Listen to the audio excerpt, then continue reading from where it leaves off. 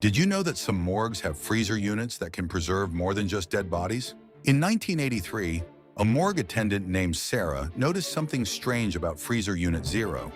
Bodies stored there never decomposed. They looked almost alive, frozen between death and something else. At first, Sarah thought her eyes were playing tricks on her. A finger twitched. An eye followed her movement. Then she heard it, soft whispers coming from inside the freezer. She discovered the unit was installed after a failed cryogenics experiment. The extreme cold had trapped dozens of souls in frozen limbo. The bodies were fully conscious, aware of everything, but unable to move or scream.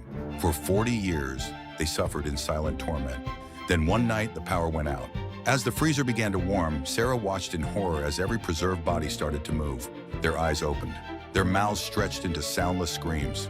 They had been waiting decades for this moment, and now they wanted revenge on the living world that had forgotten them in their frozen prison.